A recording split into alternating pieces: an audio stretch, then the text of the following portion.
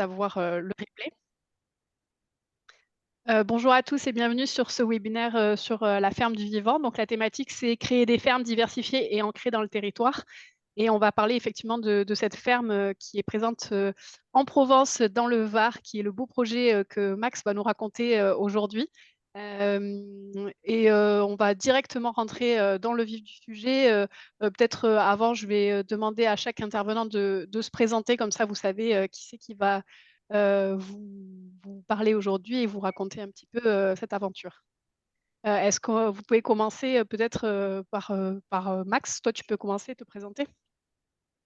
Bonjour à tous, bienvenue, on va dire, dans la ferme du vivant, ou dans le projet, enfin c'est plus qu'un projet puisqu'on a démarré l'activité en début d'année 2024. Donc ce projet est un projet à la fois, on va dire, que j'ai souhaité depuis très longtemps puisque étant un proche de Pierre Rabhi, j'ai travaillé sur un projet dans la Drôme qui s'appelle les Amanins, que certains connaissent peut-être, un centre agroécologique. L'idée c'était de monter un centre agroécologique en Provence où j'habite depuis 35 ans. Mais avec une réalité économique avant tout. Moi, j'ai un passé dans le monde des affaires, on va dire. Je suis à la retraite, mais toujours actif. Et donc, on a commencé déjà à créer un premier collectif qui s'appelle le Cochon Noir de Provence pour développer en agroforesterie avec la FAF, qui est présente avec nous, avec Fabien aujourd'hui. De créer donc des fermes agroforestières ou sylvopastorales, non pas avec du mouton comme on a beaucoup, on n'a rien contre le mouton hein, dans la région, mais avec du cochon noir parce que derrière, l'idée c'est de valoriser le produit et d'aller jusqu'à l'assiette. Donc, dans tous les cas de figure, nous, on conçoit une ferme à condition que derrière, on soit en agriculture biologique, qu'on soit le plus possible local et qu'on soit en circuit super court. Bon, de par mon passé professionnel, j'ai fait du commerce, j'ai fait du marketing, j'ai fait de la finance. Donc, je dirais qu'aujourd'hui, il faut apporter à l'entrepreneur paysan. Aujourd'hui, on est plutôt sur des reconversions pour ce qui concerne notre association. Tous ces atouts-là qu'il doit avoir lui-même ou qu'il doit développer avec un certain nombre de partenaires. Donc, cette association cherchait un lieu donc le Cochon Noir de Provence, pour faire une ferme expérimentale sur l'agroforesterie, le sylvopastoralisme en polyculture élevage avec donc du cochon. Et ensuite, suivant la ferme qu'on allait trouver, apprendre à vivre ensemble, à travailler ensemble et également donc à créer d'autres activités si le lieu le permettait. Donc, via la SAFER, on a acheté, on a signé un compromis pour acheter cette propriété qui fait 45 hectares. Il s'avère qu'il y a une grosse bastide qui n'est pas notre vocation de rénover une bastide pour ensuite faire de l'habitat ou de l'agrotourisme, mais elle est là, elle fait partie du prix. Et donc, elle est plus chère d'ailleurs que les terres. Dans le sud, en particulier, tout le monde le sait, en Provence encore plus peut-être qu'ailleurs, et sur la Côte d'Azur, on a des prix qui frôlent ceux des Parisiens. Et donc, derrière, il faut arriver également à trouver une réalité économique pour cette bastide. Euh, donc, derrière tout ça, on a une personne qui s'appelle Gilles, qui fait partie de l'association, qui va manager, gérer l'ensemble de la ferme du vivant. Pour l'acheter, ben, on avait un peu des fonds propres à travers, on va dire, des investisseurs, des amis qui étaient intéressés par l'agroécologie. Notre dénominateur commun, c'est l'agroécologie. Et au final, il nous manquait des sous. Donc, du coup, par le biais du monde de la finance, que je connais un peu beaucoup, ben, on s'est rapproché de Fernand-Vie, de Fèves, et on a trouvé, enfin, moi je le dis parce que en tant qu'entrepreneur, pour moi, c'est le partenaire idéal, pour deux raisons. Bon, j'ai fait de la gestion de patrimoine pendant des années. Il y a à la fois la valeur travail qui est apportée par l'outil, donc c'est ce qu'on recherche pour installer donc des personnes sur cette ferme, et à la fois l'aspect patrimonial pour le paysan, parce que Ferme Envie propose à terme la possibilité de racheter le foncier. Alors bien sûr, pour acheter un foncier, il faut dégager des capitaux propres, éventuellement compléter avec un prêt auprès d'une banque. Et pour ça, il est indispensable, bien sûr, d'avoir des activités rentables et même qui rapportent de l'argent et qui en laissent, on va dire, en plus de la valeur travail. Voilà. Je parlerai de l'avenir et puis pardon, et puis du présent et de l'avenir après. Pour l'instant, on est Oui, bien. super, merci Max pour cette petite introduction. Comme ça, on a balayé un petit peu la création du projet. Du coup, bon, tu parlais de Fève. Peut-être que, alors, j'ai vu que dans la conversation, il y a certaines personnes qui connaissent déjà et qui ont déjà investi. Mais Simon, est-ce que tu peux faire un rapide rappel de ce que fait Fève sur les projets comme celui de Max? Pas de souci. Bonjour à tous. Donc, Simon, je suis un des fondateurs de FEV. C'est moi qui ai accompagné Max sur le projet de la Modèse, la ferme du vivant. Donc, FEV, en fait, c'est une société de l'économie sociale et solidaire qui a une double vocation.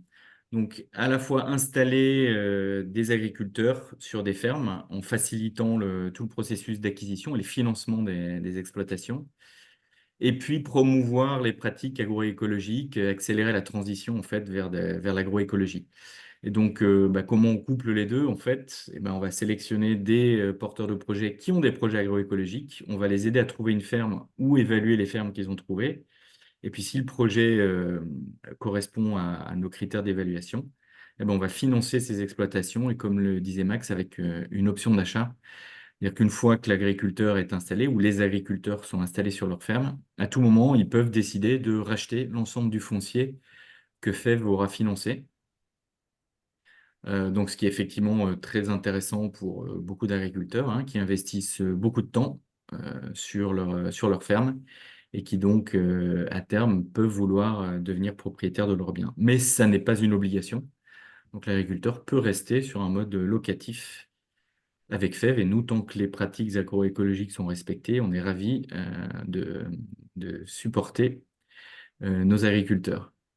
Donc voilà un peu sur les grands principes de FEV. Et du coup, comment on finance ces exploitations? Et c'est là que vous, tous les auditeurs, vous pouvez aussi intervenir si vous n'êtes pas tous porteurs de projet.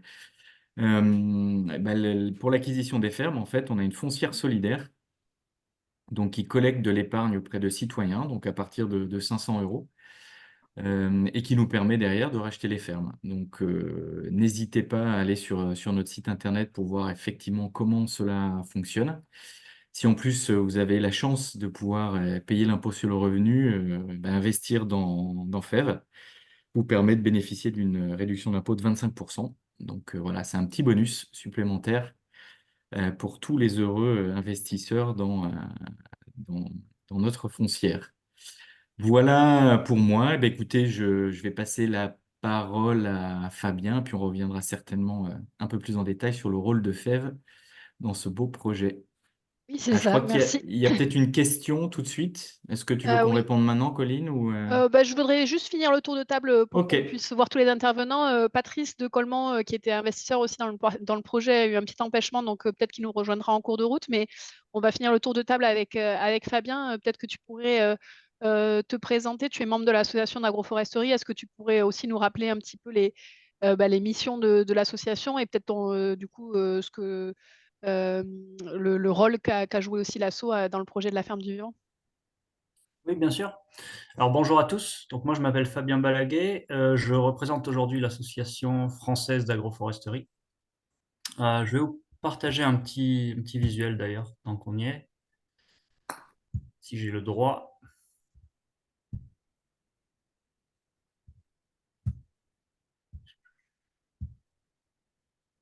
Est-ce que vous voyez l'écran? Oui, là c'est bon. Fonctionne? Pareil qu'un bon schéma vaut toujours mieux qu'un long discours. Donc comme j'ai l'habitude de beaucoup parler, je vais essayer d'être synthétique. Le travail de l'Association française d'agroforesterie, c'est tout simplement, comme son nom l'indique, hein, de soutenir le développement de l'agroforesterie en France. L'agroforesterie, c'est ce que vous avez à l'écran, c'est-à-dire une agriculture, donc plutôt sur la droite de l'écran, une agriculture qui maximise le vert au sens physique du terme, VERT.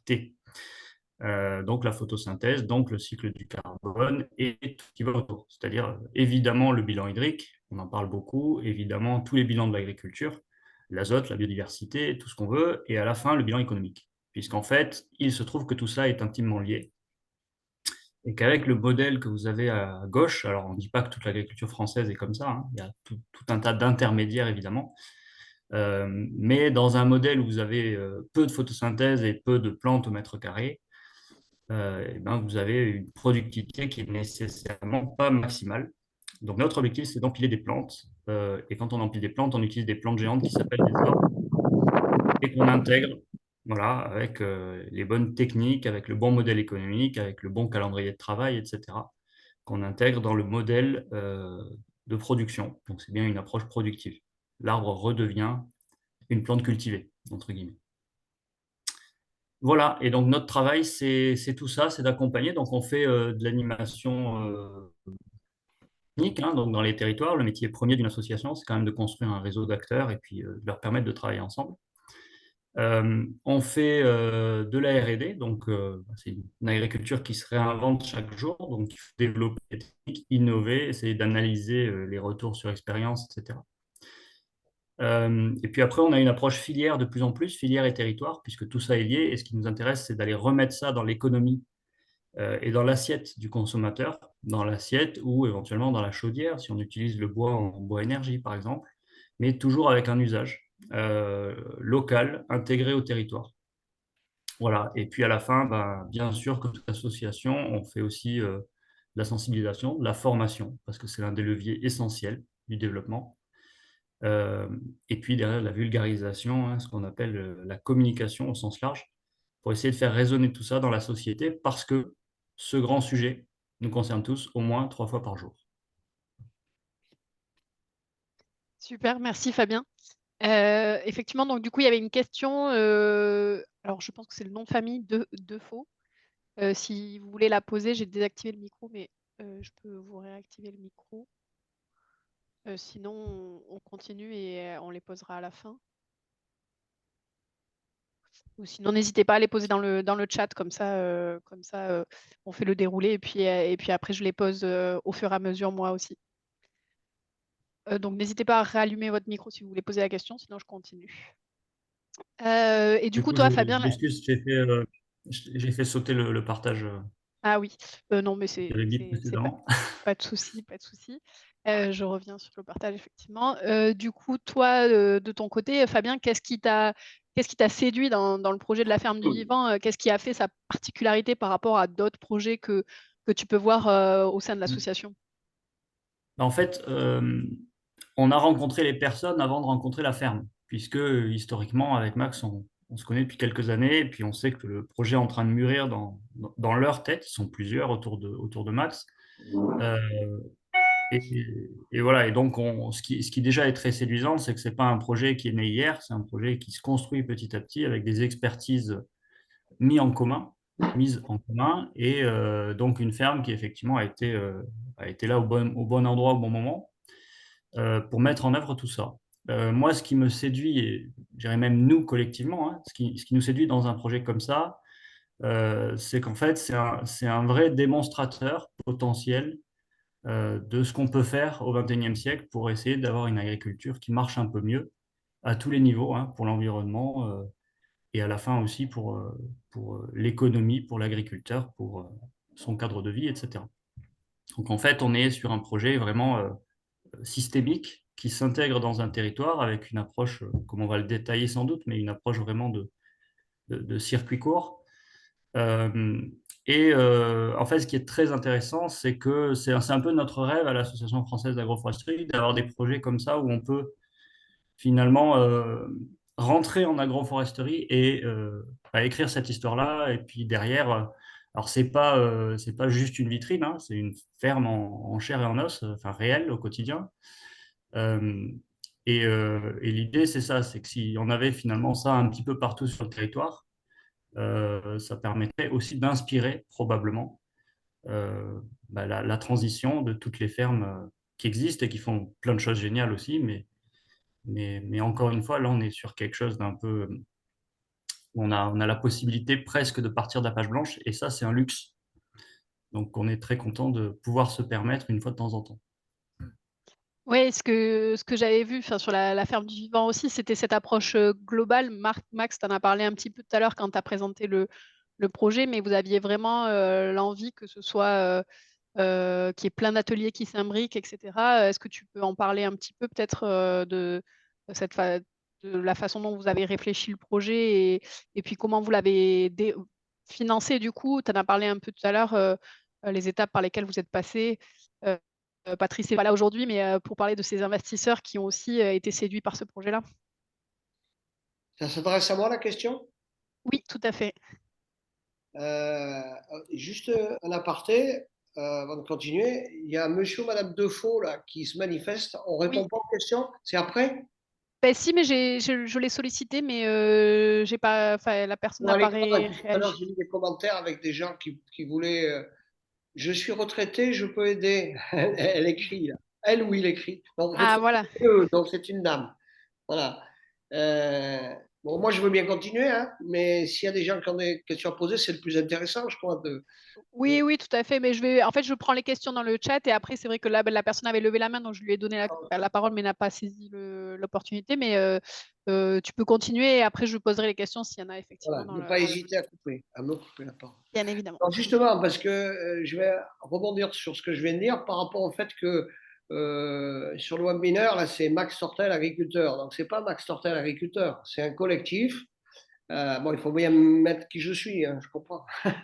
Mais c'est un collectif, c'est une réflexion collective et c'est surtout un projet qui, dans l'avenir, va se construire à plusieurs. On oublie trop dans nos entreprises, quelles qu'elles soient, et dans l'agriculture, malheureusement encore plus qu'ailleurs, que l'être humain doit être au cœur des projets. Donc, quand on a des êtres humains qui s'intéressent à un projet, et si demain on a des gens qui veulent venir nous rejoindre, je veux dire, c'est bravo. Après, il faut organiser, il faut gouverner ensemble, que ça tienne la route, mais c'est ça qui est très intéressant. Je crois que les gens qui s'intéressent à FEV et les gens qui sont là aujourd'hui sont des gens qui s'intéressent à l'avenir de leurs enfants s'ils en ont, de leurs petits-enfants encore plus, et de la planète. Donc je crois que moi, je sais que jusqu'à la fin de mes jours, ça sera mon investissement personnel, tant que j'ai la santé pour le faire. Voilà, et c'est que du bonheur que de se retrouver avec des jeunes qui vont vouloir créer leur entreprise et de leur transmettre ce que nous avons appris et ce que l'on sait, de faire le lien avec des associations ou avec des professionnels ou autres, ou des entreprises, hein, comme l'Association française d'agroforesterie, comme fait pour trouver des terres, etc. Je veux dire, on doit être à un carrefour. Voilà. Alors, nous, quelles sont les personnes qui, à ce jour, ont investi pour l'acquisition du bien? Moi, je suis très transparent. La finance, pour moi, elle n'est pas tabou. C'est un outil, hein, c'est pas une fin. Donc, on parle d'argent. Et on a donc on a acheté cette ferme 1 250 000 euros. Sur le 1 250 000 euros, comme j'ai dit tout à l'heure, l'immobilier est cher chez nous. Donc, il y a 300 000 euros de terre, c'est-à-dire entre 5 et 7 000 euros de l'hectare, puisqu'il y a 45 hectares. Et ensuite, il y a une bastide qui pèse lourd dans la balance et qui fait donc entre 900 000 et 1 million d'euros.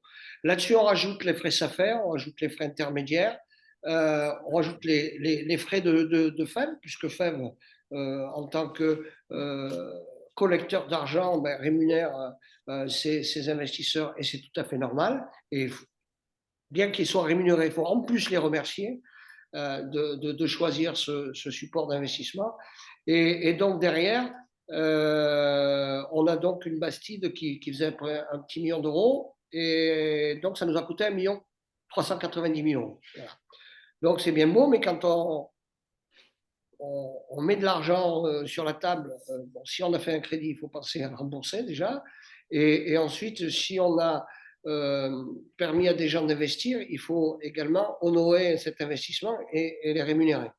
Donc, la priorité, forcément, c'est l'économie. Et la première des choses, c'est de nourrir les gens qui vont travailler sur la ferme et également de nourrir les investisseurs, parce que s'ils n'étaient pas là, il n'y aurait pas de projet. Voilà. Donc, on ne va pas faire appel au CAC 40, on ne va pas faire appel aux banquiers, pas qu'ils ne soient pas capables d'eux, mais simplement quand c'est un peu innovant, surtout en France, et quand on a envie de défricher, c'est souvent très compliqué. Heureusement qu'on a des pionniers qui sont des personnes physiques ou des personnes morales, hein, si c'est des fondations d'entreprise ou si c'est des holdings de famille, qui, eux, font avancer les choses. Bref. Donc, par rapport à ça, on est allé chercher des amis, premièrement autour de l'environnement Pierre Rabhi, puisque moi, je suis trésorier du fonds de dotation de Pierre. Donc, il y a le secrétaire qui s'appelle Patrice de Colmont qui devait venir aujourd'hui, mais il a une activité saisonnière et là, il est en train de démarrer sa saison, donc il est à fond. Patrice a été le vecteur qui a permis, en tant que personne physique, de pouvoir boucler ce dossier. Patrice est quelqu'un qui côtoie le monde, on va dire, du business, on ne peut pas dire du show business, mais qui derrière a une humilité et a un investissement pour l'agroécologie qui est exemplaire. Donc, il avait déjà investi dans des terres et il a recommencé avec nous. Les autres fois, il l'a fait plutôt seul. Et là, cette fois, il l'a fait en collectif. Parce que derrière, il y avait des personnes de valeur. Et c'est la principale valeur commune est l'agroécologie. Ce qui l'intéressait, c'est l'agroforesterie également. Parce que jusqu'à maintenant, il n'avait pas trop mis, on va dire, le doigt là-dedans. Et ensuite le collectif. Donc le collectif, on a la chance d'avoir également des fondateurs du 1% pour la planète, okay, qui est à la tête d'un groupe en produits issus de l'agriculture biologique, et donc qui a fait partie des investisseurs en direct. Donc Patrice et Charles, ça s'appelle Charles. Et ensuite, on a créé un petit collectif avec une société d'animation qui va animer le projet et de gouvernance, dans lequel il y a Patrice, dans lequel il y a Charles, mais il y a des gens qui ont beaucoup moins de moyens, donc je donne une fourchette entre 10 et 20 000 euros, et qui, à titre personnel, font partie de l'équipe pour avoir leur mot à dire et dire ce qu'ils pensent de l'évolution du projet. Donc, on a aujourd'hui de mémoire 7 ou 8 personnes au total, et il y a encore des places à prendre puisqu'on va faire des augmentations de capital parce qu'on a acheté, on installe et on démarre la ferme. Maintenant, c'est la phase 2, pour ne pas dire 3, qui est la phase investissement dans la transformation, dans la commercialisation et comme on a une grosse bastide, dans l'agrotourisme, la formation pour utiliser, puisqu'on va monter des cycles de formation dans cette bastide, sur cette bastide. Super. C'est pour après, je vous le dirai. Non, mais super, c'était très précis, très clair. C'est bien d'avoir autant de transparence, je pense, pour les gens de se rendre compte à quel point c'est pas facile de financer un si gros projet. Et justement, tu parlais du coût de la Bastide. Et il y a Jean-Jacques qui pose la question de à quoi va servir cette Bastide dans le projet.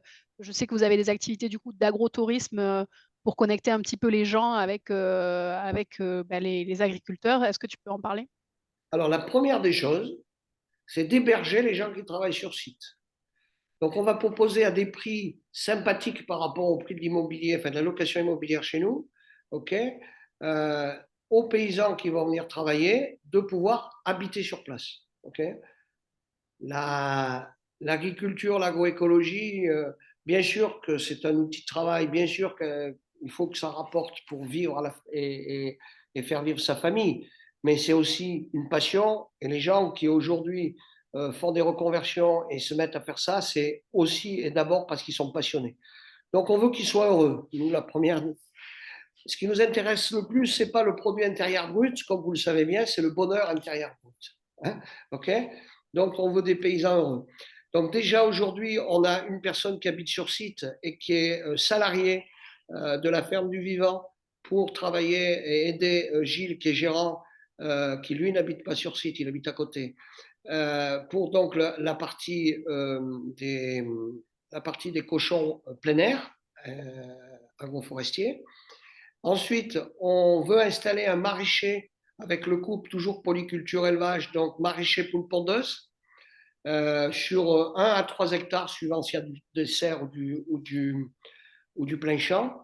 Ensuite, on a démarré en agriculture biologique une filière qu'on appelle les artisans oliverons, et pour la création d'une huile premium en termes qualitatifs qui s'appelle l'élixir d'olivier.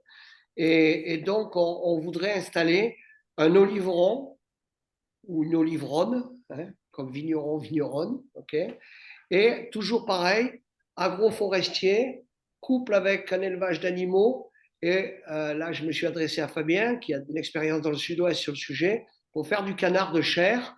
Et parce qu'on va avoir sur site un atelier de transformation. Et donc, on veut valoriser cet élevage donc, par de la découpe et de la vente en circuit court. Donc, canard olivier, avec à peu près 5 hectares et un millier d'oliviers. Une faible densité d'oliviers à l'hectare pour avoir avant tout de qualité. Donc, sur la ferme, sur la Bastide, pardon, on va donc avoir, donc il y a un apiculteur qui va venir, et on a aussi 60 hectares de bois, il faut tout que je vous dise, hein, on a 60 hectares de bois en convention de pâturage ou bail qui risque de sortir en plus à côté des 45 hectares que nous avons. Et là, si on a ces 60 hectares, on aimerait installer berger, bergère, couple de berger, bergère, fromager pour faire du yaourt de brebis. Voilà. Au final, que des bons produits locaux issus de l'agriculture biologique. Donc, sur les 1000 hectares au total de la Bastide, il y a 500 hectares, 550 1000 mètres carrés. 1000 mètres carrés, pardon. Les hectares pour une Bastide, c'est pas terrible. Excusez-moi. Il y a 1000 mètres carrés. Sur les 1000 mètres carrés, il y a 550 mètres carrés à réhabiliter. Bon, c'est une ancienne Bastide qui était un domaine viticole. D'ailleurs, on a des terres sur lesquelles on pourrait faire du vin, mais c'est AOC Pays d'Aix. On ne veut surtout pas faire du vin. OK.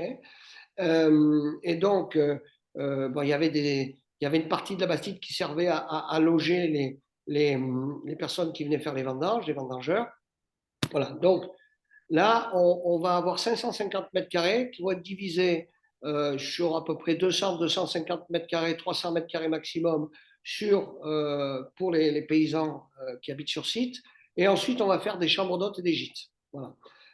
Où là, l'activité première, c'est de recevoir des stages, donc des gens qui veulent se reconvertir en polyculture, élevage, agroforesterie. Et on a la chance d'avoir un lycée agricole qui est à 25 minutes du site, qui s'appelle le lycée agricole Provence Verte, qui est à Saint-Maximin, avec une direction qui est exceptionnelle et qui a compris que l'agriculture de demain, c'était une agriculture paysanne, mais aussi de l'artisanat, donc de la transformation et de la vente en circuit court.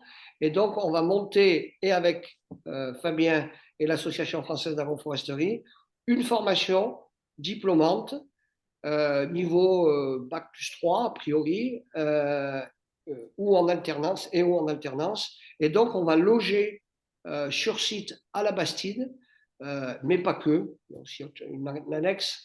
Donc, ces jeunes qui vont s'imbiber, j'emploie le terme, s'imprégner de l'esprit paysan et de l'agroforesterie telle qu'on la conçoit. J'ai répondu comme Oui, d'habitude, très bien. non, mais Non, mais très bien. tant mieux.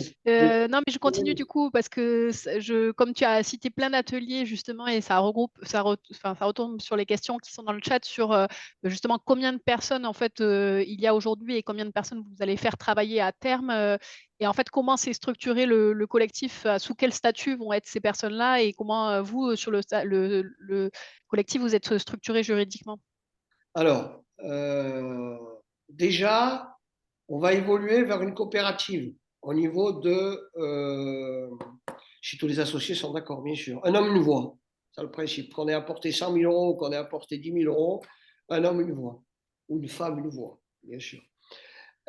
Donc, on va sur le collectif d'animation qui s'appelle Domaine d'Artigues. Artigues, c'est la commune. OK. On a un bail commercial pour exploiter la Bastide avec FEV. Okay. Quand je dis FEV, ce n'est pas FEV, excusez-moi, c'est la SCI dans laquelle FEV a 60%, puisqu'après 40%, c'est les investisseurs en direct. Okay. Dans le cadre de ce bail commercial, on va faire des travaux de rénovation, parce qu'aujourd'hui, on n'est pas aux normes pour faire de l'habitat et de la location. Et ensuite, derrière, il y a des baux ruraux qui sont faits pour les terres. Alors, les paysans seront locataires et non pas propriétaires, ce n'est pas une copropriété dans la Bastide. Et en ce qui concerne les terres, on veut que le paysan entrepreneur ait un bail rural environnemental, ce qui est le cas avec FEV, de 25 ans, je crois que je ne dis pas de bêtises, pour avoir ses propres terres. Et de la même façon qu'on crée une entreprise, Si on crée de la valeur, le jour où on part, on fait une évaluation comme un fonds de commerce. Si je prends l'exemple des oliviers, 5 hectares, bail rural avec la SCI domaine de la Modeste, ok? C'est la SCI propriétaire du site. Bien. Ce bail rural, pour les oliviers, quand on plante des oliviers, on va planter des oliviers qui ont entre, on va dire, 1 an et 20 ans, pour avoir un échelonnement dans la production et dans le démarrage.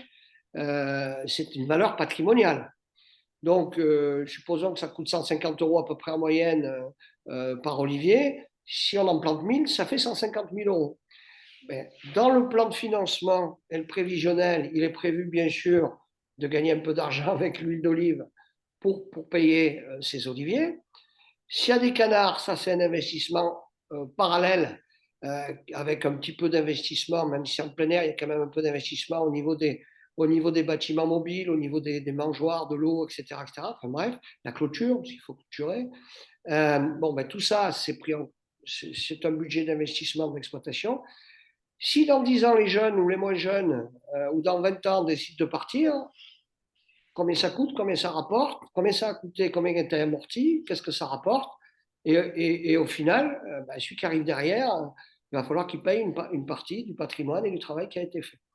Donc, chaque fois, des entrepreneurs indépendants, puisque nous, notre objectif, c'est d'initier et de donner envie d'être entrepreneur de la terre, on va le dire comme ça. Super, c'est très clair. Je rebondis sur les questions qui sont dans le chat et peut-être que du coup, ça va s'adresser aussi à Simon.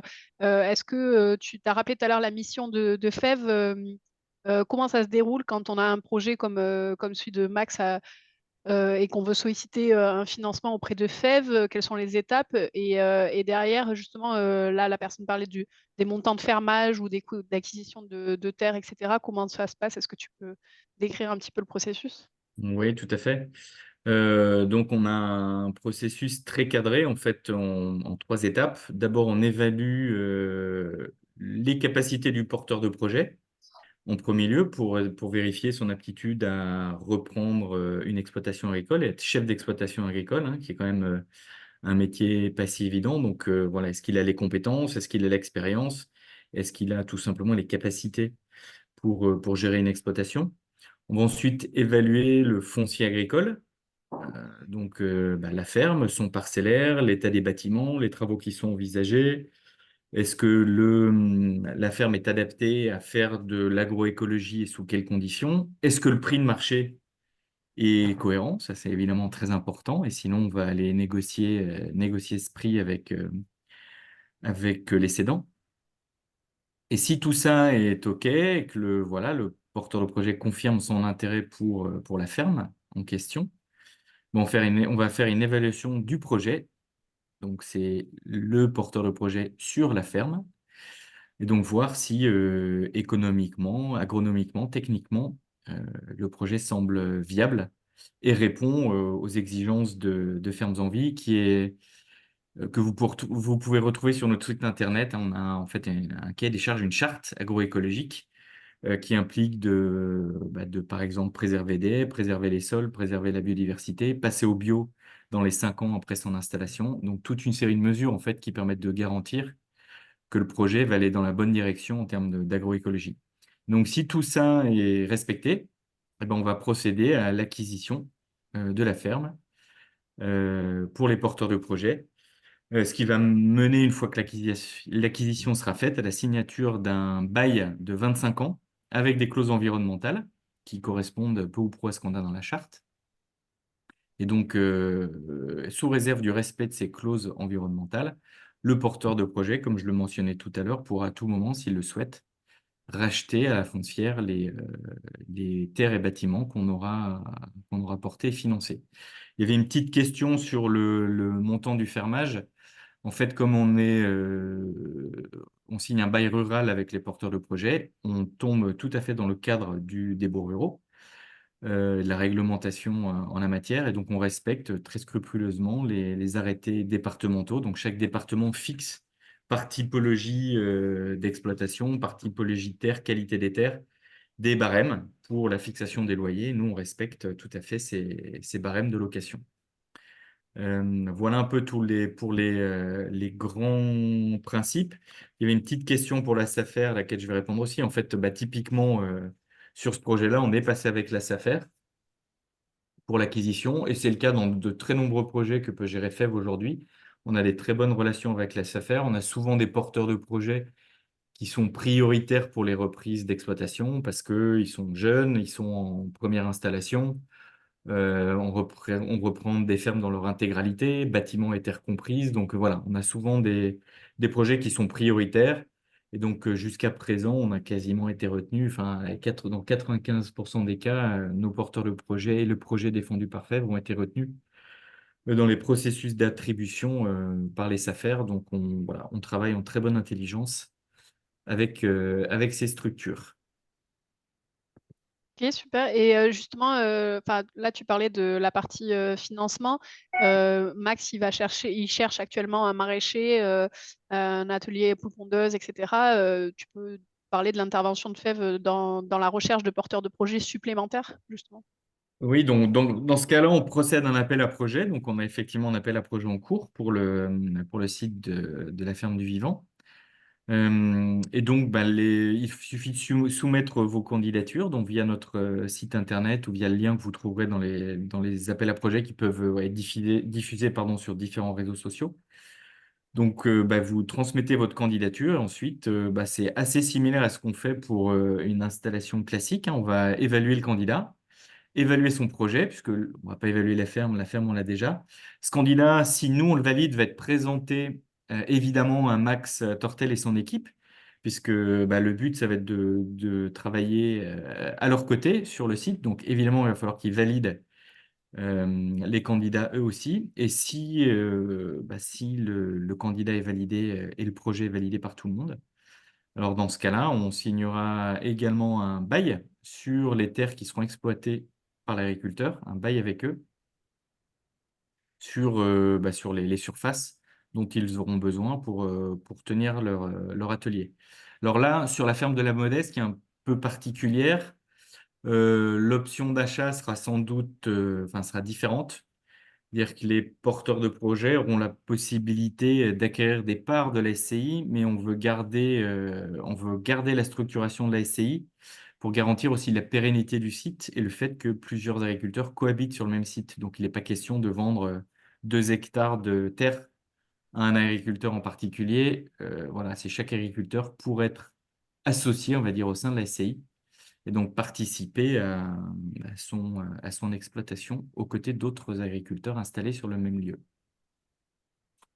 Et je rebondis sur les questions du coup qui arrivent dans le chat. Justement, Jean-Jacques demande sur l'évaluation du prix des fermes. Est-ce que vous avez prévu les études de l'état des terres à exploiter, l'étude de la gestion de l'eau, etc.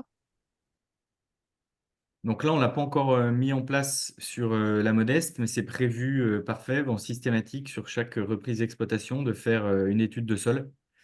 Également pour guider les agriculteurs en place sur les meilleures pratiques à envisager compte tenu du contexte sur l'exploitation. Donc ça, il faut qu'on le programme avec la ferme du Vivant sur ce site-là. Et ça nous permettra aussi de revenir dans quelques années, refaire des analyses et pour voir comment, en termes de dynamique, les choses progressent sur le site. Aujourd'hui, voilà, on aura ces études qui sont donc à la fois des études de sol, mais aussi derrière des recommandations agronomiques pour aussi les consommations d'eau, par exemple. Et puis après, avec la FAF, mais Fabien pourra aussi en parler, c'est aussi l'objectif de travailler avec la FAF sur toute la partie plus agroforestière et biodiversité liée à cette agroforesterie, donc s'entourer de partenaires qui ont une réelle expertise sur tout ou partie de l'exploitation ou des ateliers qu'on veut mettre en place. Tu me fais une très bonne transition, puisque du coup, ma question, c'était aussi de savoir comment l'agroforesterie, elle s'imbrique dans chacun des ateliers de la ferme et Fabien, peut-être que tout le monde n'est pas au fait des avantages et des inconvénients ou du coût de ces procédés d'agroforesterie. Est-ce que tu peux en parler un petit peu plus en détail? Oui, oui, oui. Alors, c'est une très large question parce qu'en fait, l'agroforesterie, ce n'est rien d'autre que l'agriculture durable par et avec l'arbre. Voilà. Et en fait, au XXIe siècle, c'est donc l'agriculture durable. Parce qu'en fait, on a fait l'expérience d'une agriculture sans arbres depuis plusieurs décennies déjà, un peu partout dans le monde. Ça n'a jamais fonctionné sur la durée. Ça fonctionne un petit peu, et puis il y a toujours un moment où le modèle s'emballe et où finalement les aléas divers nous rattrapent.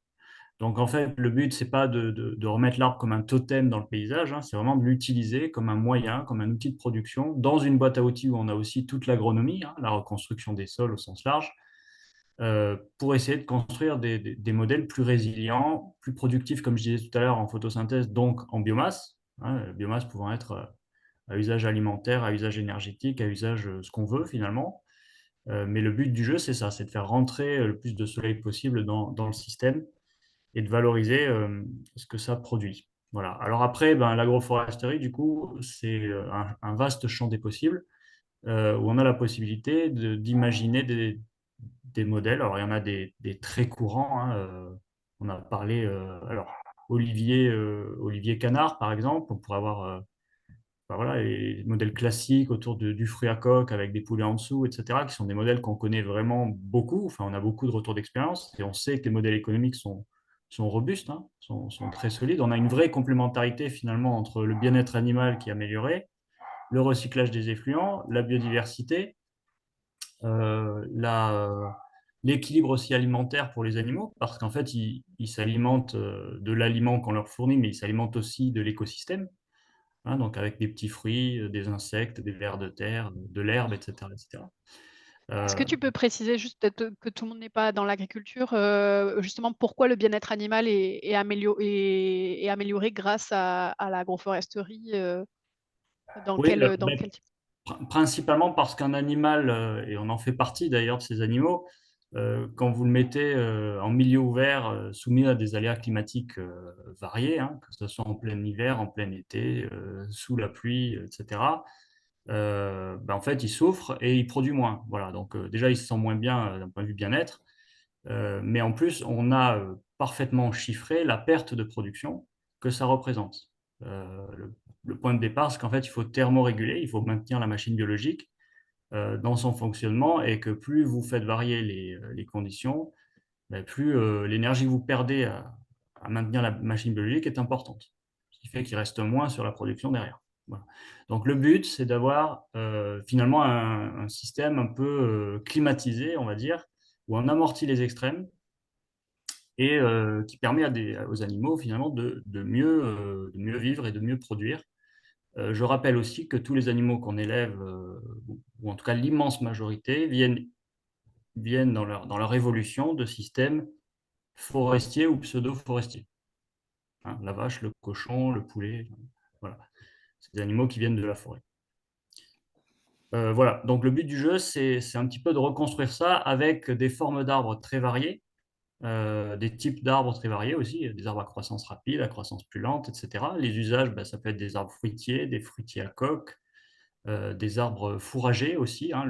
Par exemple, le cochon, il ne faut pas oublier, est un grand herbivore, même si on l'oublie très souvent. Et en réalité, avoir des arbres fourragers en complément, ben, ça peut aussi servir à varier l'alimentation. Alors parfois, on parle de la quantité que ça peut représenter dans la ration, qui est effectivement conséquente, mais il y a aussi la diversité de l'alimentation. Et quand on veut du produit fini avec une qualité, y compris d'ailleurs des équilibres nutritionnels, oméga 3, oméga 6, etc., ben on se rend compte que cette diversification, elle est importante, au-delà de la part que ça représente dans la ration. Voilà, je ne détaille pas plus, mais donc en fait, il faudrait idéalement que tous les systèmes de production agricole euh, pensent agroforesterie à un moment ou à un autre, c'est-à-dire en emboîtant des plantes annuelles, des plantes pérennes et des animaux, que ce soit des herbivores ou autre chose. Voilà, et c'est un petit peu ce qui est tenté là sur cette ferme et dans plein d'autres fermes en France, hein, heureusement. On n'a rien inventé, hein. Vous prenez le bocage, vous prenez le pré-verger, qui sont des systèmes agroforestiers traditionnel, le sylvopastoralisme aussi en sous-bois forestier. Ce sont des modèles agroforestiers hyper pertinents, hyper productifs et hyper intensifs. Je pense qu'il faut assumer le mot. Ok. Intensif en valorisation des ressources. Et le Var, c'est une région qui est quand même assez soumise aux aléas climatiques et notamment aux sécheresses, etc. Est-ce que la FAF va accompagner justement la ferme du vivant à s'adapter un petit peu à son territoire avec cette partie agroforesterie et l'adaptation au changement climatique, etc. Oui, en fait, l'essentiel des demandes qu'on reçoit, en France, hein, un peu partout, c'est aujourd'hui pour de l'accompagnement technique. Alors, il y a aussi l'accompagnement financier, mais vous êtes là pour ça, là, dans le projet qui nous concerne, et c'est très bien.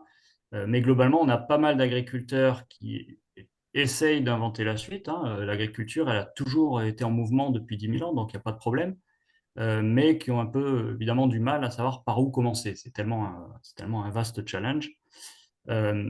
Et donc là, l'objectif dans ces accompagnements-là, c'est d'utiliser les retours d'expérience, d'essayer d'aller agréger finalement, trouver ce qui se fait un petit peu dans des cas similaires, partir d'une base, on va dire, technique la plus importante possible, hein, en sachant qu'encore une fois, on met un pied devant l'autre.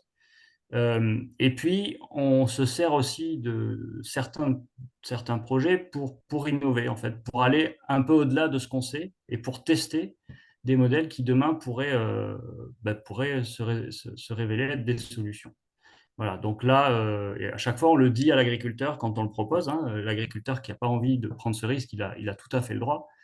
Mais là, avec Max, on a eu cet échange déjà plusieurs fois et c'est aussi l'ambition, c'est que cette ferme soit aussi euh, un laboratoire à ciel ouvert, entre guillemets, qui permettent d'aller développer l'agriculture méditerranéenne du XXIe siècle, sur laquelle on a encore plein de choses à inventer et qui, sans doute, pourra nous servir plus au nord dans quelques décennies. Ok, super. Il y avait une question dans le chat, mais je ne suis pas sûre de bien la comprendre. C'est est-ce que cette régulation ne risque pas d'affaiblir les espèces?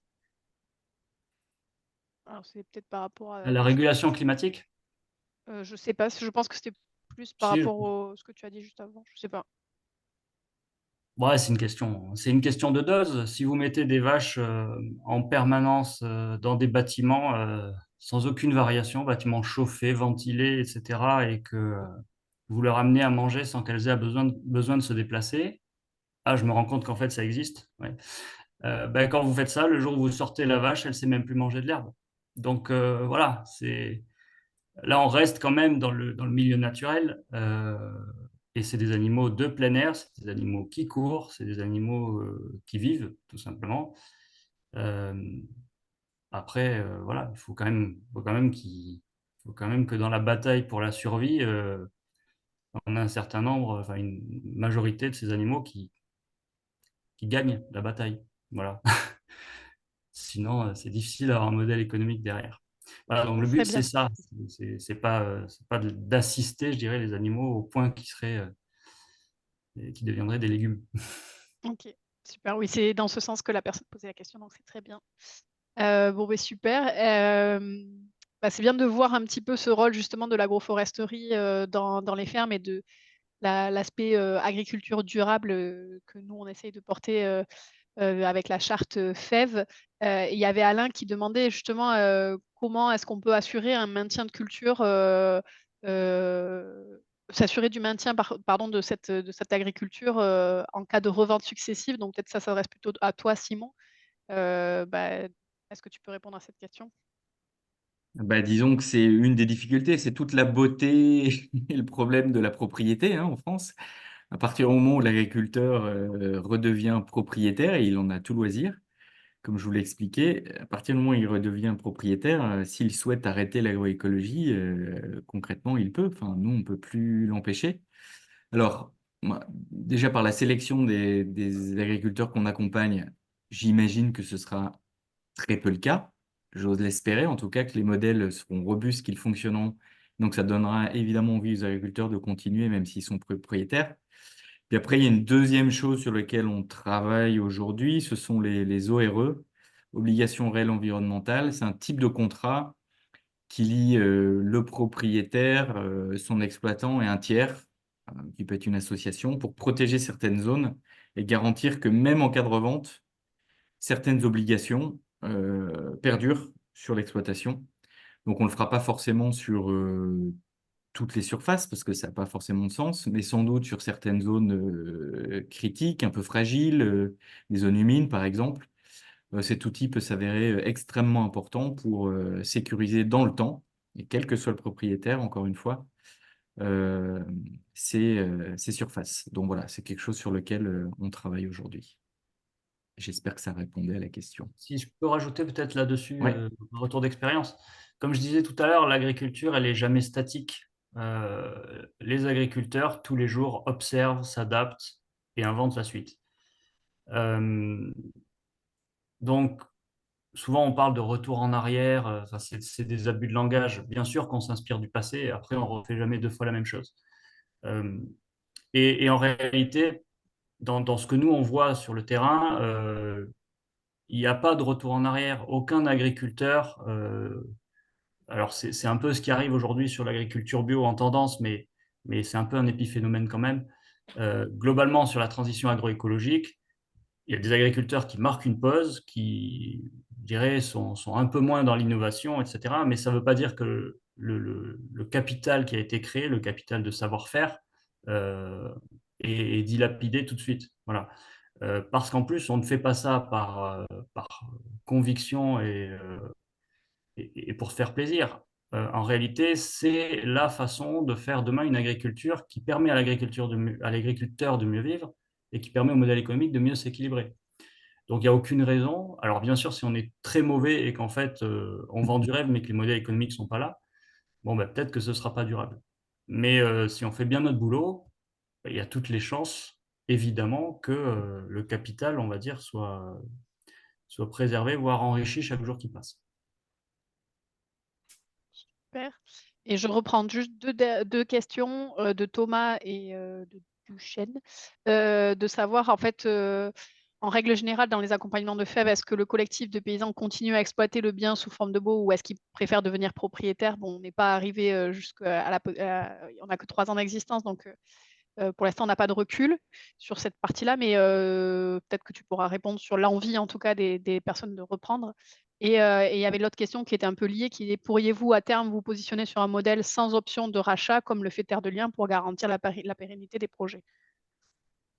Euh, donc, deux bonnes questions. Effectivement, tu le disais, on n'a pas encore de recul, mais la grande majorité des agriculteurs, des porteurs de projets qu'on installe ont ce souhait, en tout cas se disent qu'à terme, ils pourraient vouloir acheter. Maintenant, on est prudent, hein, on estime au final que pas plus d'un tiers le feront effectivement, donc la majorité des terres resteront propriété de fèves, en tout cas sur une longue période de détention. Et on n'a pas du tout de velléité, pour répondre à la deuxième question, pas du tout de velléité de sécuriser, enfin de ne pas permettre ces acquisitions. On ne pense pas que ce soit forcément sain. Déjà, nous, on y a un intérêt, c'est que plus les agriculteurs deviendront propriétaires, plus on pourra récupérer de fonds pour racheter d'autres fermes et faire un plus grand nombre de projets. Donc, de ce point de vue-là, c'est quand même assez vertueux. Si un agriculteur en a les moyens, encore une fois, hein, mais s'il en a les moyens, c'est quand même très intéressant qu'il libère quelque part ce capital bloqué pour qu'on fasse davantage de projets. Premier point. Deuxième point, c'est on le constate, et même aussi chez Terre de Liens, hein, sans vouloir trahir quoi que ce soit, mais le fait que l'agriculteur puisse se projeter euh, comme propriétaire de ces terres, souvent ça le motive pour en faire plus, pour investir davantage de temps, voilà, replanter davantage de haies et autres, parce qu'il se dit, bah, à terme, tout ce que je fais là m'appartiendra aussi. Et puis enfin, voilà, on n'a pas, dans la mission de FEV, on n'a pas du tout cette vocation-là. Je pense que c'est chacun son rôle. On voulait absolument pas dupliquer Terre de Liens. Ce n'était pas l'objectif. Terre de Liens fait très bien ce qu'il fait. Et nous, on a choisi voilà, une autre approche. Et on veut la faire très bien aussi. Et les deux approches, je pense, sont très complémentaires. Oui, et par rapport à ton premier point, justement, on a des personnes qui, à la base, n'étaient pas forcément attirées par la propriété comme, je pense à un agriculteur en Mayenne et qui, en fait, le fait de pouvoir financer derrière d'autres projets, pour lui, ça pourrait être, justement la chose qui le fait basculer et qui rend le rachat intéressant aussi pour lui.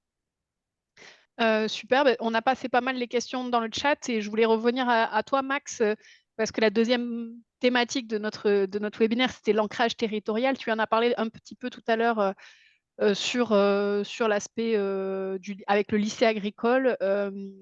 Toi, pour toi, c'était important je sais, toi, tu es membre de l'association des cochons noirs, de réintroduire une race, de faire attention à ton territoire. Est-ce que tu peux parler un petit peu de cette envie-là, de s'ancrer dans le territoire? Oui, tout à fait. Alors, je voudrais revenir sur ce qui a été dit tout à l'heure par Fabien concernant le territoire. Donc, nous, on est en zone méditerranéenne, donc on va être sujet encore plus que les autres et en priorité, on va dire, au réchauffement climatique. Donc, il est évident que la première des choses, les premiers questionnements à avoir, c'est l'eau. Donc, on a la chance sur la propriété d'avoir le canal de Provence, mais c'est pas sûr que demain le Verdon et la Durance puissent continuer à couler comme ils coulent aujourd'hui, parce qu'il y aura moins certainement de neige en montagne, donc il y aura forcément moins d'eau dans les torrents. Et donc, c'est la problématique numéro un que l'on va travailler. Donc, ça rejoint l'agroforesterie, c'est-à-dire les arbres, puisque les arbres, eux, font comme la bonne terre qui a été bien chouchoutée et qui n'a pas été massacrée, joue le rôle d'éponge. Donc, retient le maximum d'humidité. Alors après, quand on arrive l'été, avec des températures de 35 à 40 degrés, là, bien sûr que l'évaporation s'accélère. Et là, on est confronté à un autre problème, qui est le problème des incendies, qui d'ailleurs aujourd'hui s'étendent en dehors des zones méditerranéennes. Et tout ça fait partie du projet. Alors, le cadre. Alors, le cadre, c'est à la fois écologique, environnemental et à la fois humain. Sur un plan environnemental, si on prend que le Var, département qui a 60% de bois. Deuxième département en métropole, hein, puisque le premier département boisé de France, c'est la Guyane. Après, donc, en métropole, c'est les Landes. Et toujours, je mets le parallèle avec 400 000 habitants. Et aujourd'hui, le Var, c'est 60% de bois, avec 1 million d'habitants, puisque la côte varoise, c'est là où se retrouve le plus de monde. Si on rajoute la région Provence sud, Côte d'Azur, Bouches-du-Rhône, on a 5 millions d'habitants. Ça veut dire qu'on a soit Paris intramuros, soit la proche banlieue parisienne à notre portée. Donc, ça veut dire que l'homme étant quand même un prédateur pour la nature, ça veut dire qu'il faut le recevoir, il faut lui montrer les avantages de la nature et de la conserver. Et de notre côté, il faut aussi lui apporter à manger. Donc, on a des atouts qui sont à la fois divergents, dont qu'il faut essayer de faire converger. Donc, aujourd'hui, le Var est dépendant alimentaire. C'est la grande, en ce moment, les politiques là, sont en train de nous faire des grandes messes avec la souveraineté alimentaire. Moi, je vais me contenter de parler d'autonomie alimentaire. Le département du Var est dépendant au niveau alimentaire à 95%. Alors, vous imaginez que la loi Egalim et compagnie, c'est tout pour l'instant de la flûte, excusez-moi du terme, mais c'est ça. Donc, nous, on a pour objectif de créer une cuisine centrale avec le lycée agricole pour servir 4500 repas locaux et bio aux enfants des écoles du Haut-Var, c'est-à-dire la région de Brignoles, Saint-Maximin et Provence-Verdon. Voilà, donc ça, c'est déjà un premier pas. Et donc pour ça, il faut avoir, on va dire qu'on n'aura pas que des véganes demain, je le souhaite d'ailleurs pour la nature et l'environnement, et donc on aura à la fois des fruits, à la fois des légumes et à la fois de la viande, voilà, avec tout type de viande. Alors après, pourquoi le cochon? D'abord parce qu'au Moyen-Âge, il existait, il venait du bois, comme dit Fabien, et en plus, il rendait beaucoup de services. D'abord parce qu'il recycle les déchets alimentaires, et qui sait s'il y en a beaucoup. Et deuxièmement, quand il est dans les bois, ben, ils permettent de débroussailler, de nettoyer, au même titre que des ovins, hein, d'accord, que ce soit les moutons ou les caprins. Voilà. Et donc, il a un rôle d'accompagnement de l'agroforesterie en zone méditerranéenne. Donc, le fait de débroussailler, ben, on ouvre aussi l'espace boisé, on fait des coups de feu. Je vous cite un exemple, elle a réussi à installer une jeune paysanne éleveuse de cochons dans la montagne de l'Étoile, sur la commune d'Allot, dans une zone rouge au niveau incendie et Natura 2000. Mais pourquoi? Parce que le maire d'Allot a compris que si demain on ouvrait le bois et qu'on arrêtait de laisser pousser que du pin d'Alep, ben, il risquait d'avoir moins de feu à la portée de son village. Donc ce que je suis en train de dire là et tout le travail qu'on va faire va dans ce sens-là. Donc notre objectif, un des objectifs, c'est de soigner notre environnement. Et ensuite, on pourra en parler si on a le temps, c'est la transformation sur site. Et ensuite, la commercialisation pour toute cette population, puisqu'on a à notre porte à peu près 5 millions d'habitants. Et si je peux rebondir là-dessus, donc ça montre bien l'enjeu territorial. La Provence, historiquement, a été un territoire, je dirais, rempli de cochons, hein. Il y a eu à une époque jusqu'à 600 000 porcs qui sortaient des élevages. Tout ça, évidemment, vous savez, hein, l'évolution qu'on a connue en France, hein, les régions se sont spécialisées et puis les ports se sont retrouvés en Bretagne. Donc déjà, premièrement, voilà, il y a quand même une histoire par rapport à ça. Deuxièmement, quand on a beaucoup d'habitants, on a en général beaucoup de déchets. Malheureusement, c'est comme ça. Une partie de ces déchets sont des déchets organiques et sont en fait pas des déchets, sont des ressources. Et il se trouve que le cochon, quand il a été domestiqué pour ça, pour gérer les déchets organiques des populations humaines. Voilà, donc on peut penser aussi que dans ce projet de territoire, on reconnecte ce qu'on considère comme un déchet et qui devienne une ressource finalement pour produire un produit agricole noble qui s'appellerait du cochon et les produits qui vont avec. Pour pouvoir le faire, il faut déconcentrer. En fait, ce qui fait qu'aujourd'hui on n'y arrive plus, c'est qu'on a tous les cochons d'un côté, tous les humains de l'autre, etc. Et en fait, il faut plutôt avoir une constellation d'élevage à taille humaine, connecté au tissu humain qui est autour. Voilà. Et c'est un petit peu le projet aussi autour de la ferme de la Modeste, c'est d'avoir, de la ferme du vivant du coup aujourd'hui, c'est d'avoir ce réseau d'éleveurs qui, au sein de l'association Noire de Provence, travaillent ensemble à la création des techniques et justement à la reconnexion de tous ces enjeux. Oui, on parle souvent de la ferme de la Modeste, mais c'est qu'elle a changé de nom entre-temps. En Elle est fait, devenue la ferme. pour que ça soit clair pour les gens qui sont avec nous, la commune, c'est Artigues, ok? Le quartier et la Bastide, c'est La Modeste, et ce nom nous a beaucoup plu déjà au départ quand on s'est porté candidat, parce que nous souhaitons être très humbles et modestes dans tout ce qu'on va faire, ok? Et ensuite, comme on veut travailler sur le vivant et que l'on veut favoriser sur enfin pas que, sur toute la Méditerranée, bassin méditerranéen, Provence, Garrigue, etc., le vivant, ben on a décidé de se baptiser la ferme du vivant. Alors, au niveau juridique, on a mis dessus des entités juridiques correspondant un peu à tout ce qu'on vient de dire, puisqu'on a globalement 3 entités juridiques principales. La première, c'est le domaine d'Artigues. C'est une SAS qui a pour objectif de faire un. Je le répète, si certains d'entre vous veulent participer, bienvenue, pour gérer les activités, toutes les activités du site et rayonner bien sûr aussi autour sur la région. Ensuite, on a la société qui a acheté les terres et le bien, qui est la SCI Domaine de la Modeste, comme le nom de la Bastide. Là, dans cette SCI, nous avons fait 60% et 40% des investisseurs en direct. Et à l'intérieur de cette SCI, de cette propriété, nous avons une ferme qui anime le côté purement agricole, avec aujourd'hui un support, on va dire, principal qui est l'élevage du cochon pleine nature agroforestier bio, okay, qui s'appelle la ferme du vivant. Et comme la ferme du vivant, on ne veut surtout pas qu'il y ait de la monoculture ou du monoélevage, on l'ouvre sur d'autres activités agricoles. Voilà. J'espère que j'ai été clair. Ouais, Très clair.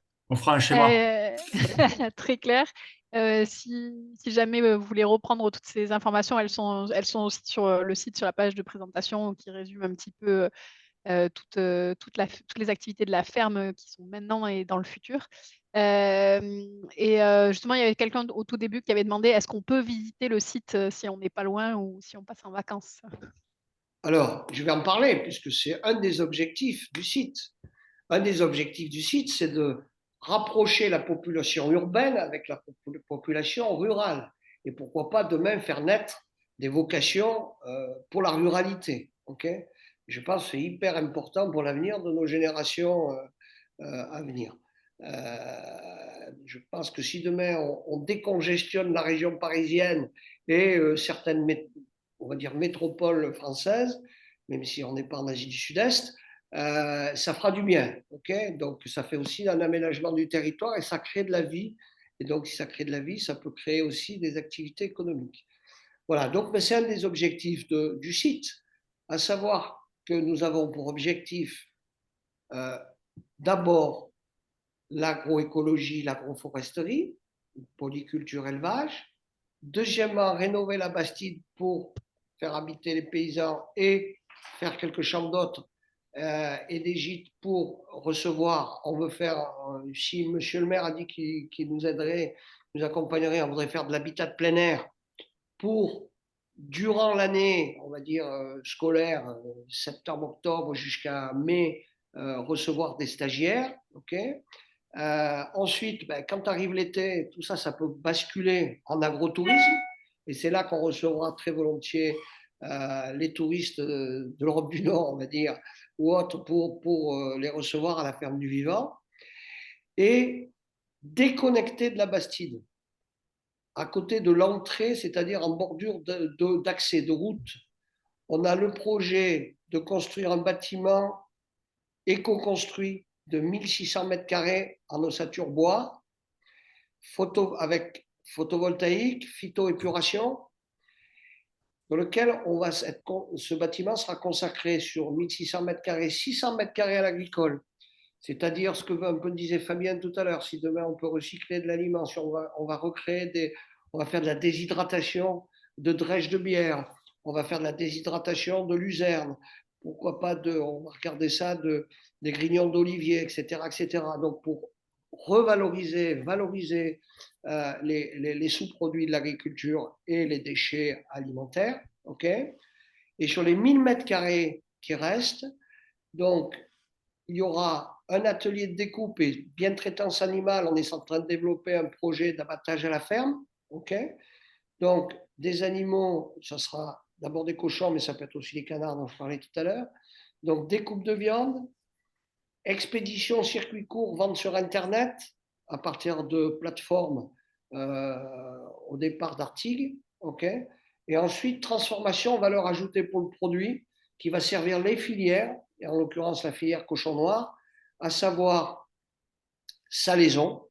Pour ceux qui apprécient et qui connaissent, on va fabriquer le jambon sec d'Artigues, affiné 18-24 mois, en espérant que la Provence ait demain son jambon sec comme les Italiens ou les Espagnols ou les gens du Sud-Ouest. Et nous allons avoir donc des produits plus méditerranéens tels que Copa, Lonzo, voilà, pour faire apprécier les produits du terroir. Et en bout de fabrication, une ferme auberge. Cette ferme auberge, l'objectif c'est d'être un caveau, comme un caveau pour le vin, mais là pour les produits locaux issus de l'agriculture biologique et bien sûr les produits de notre ferme. Ça veut dire qu'on essaiera de passer un maximum de fruits et de légumes produits sur place, des œufs et bien sûr toute la viande qui va être fabriquée.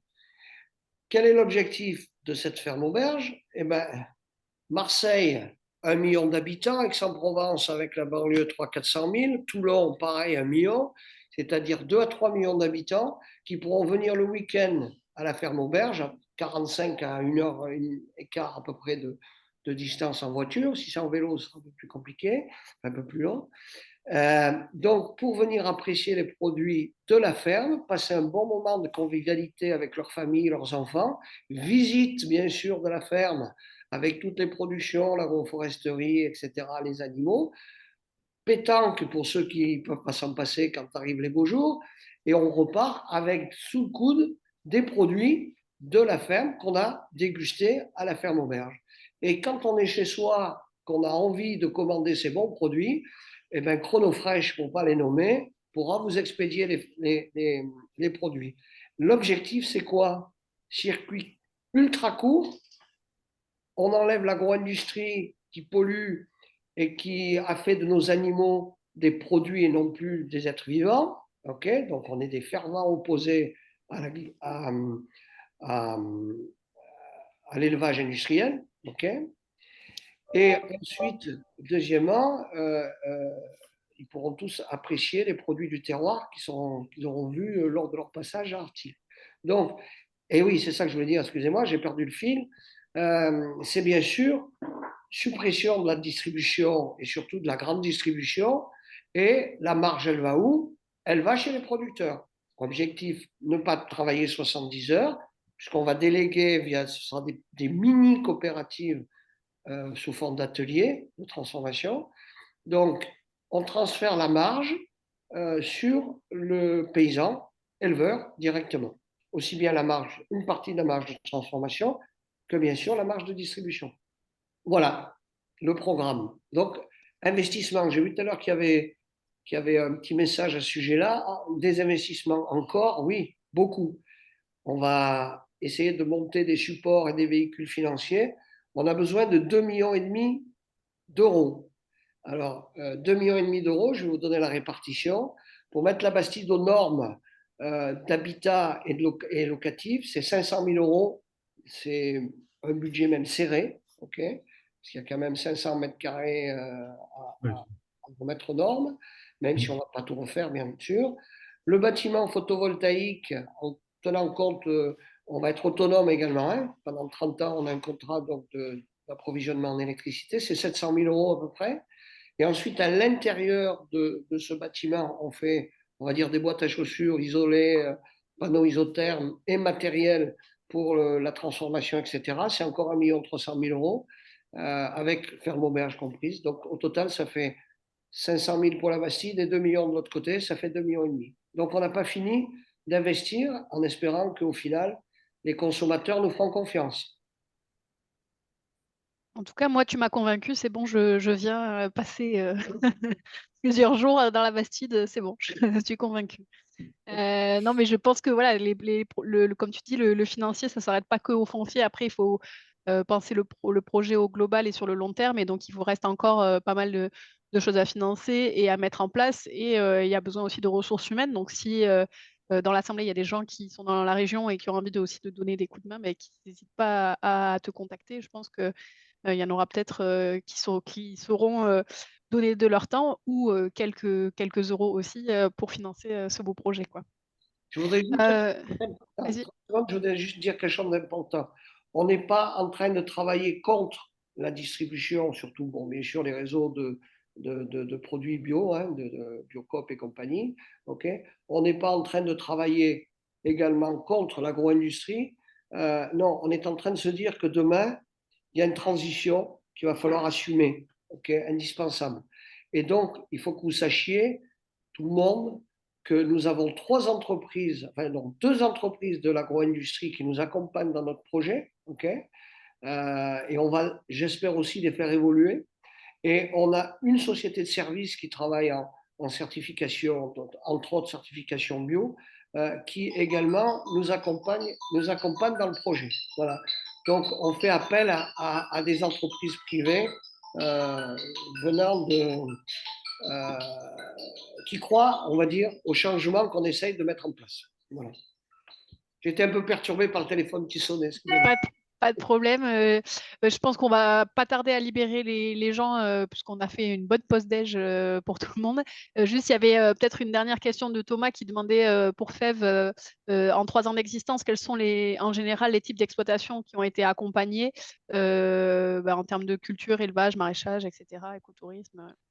Bah, le modèle, entre guillemets, préféré, c'est polyculture élevage, hein. C'est exactement le modèle de la ferme de la Modeste, donc avec à la fois de la culture et des animaux. C'est extrêmement complémentaire d'un point de vue agronomique. Après, on a aussi des fermes qui sont spécialisées en grande culture, d'autres qui sont uniquement en élevage.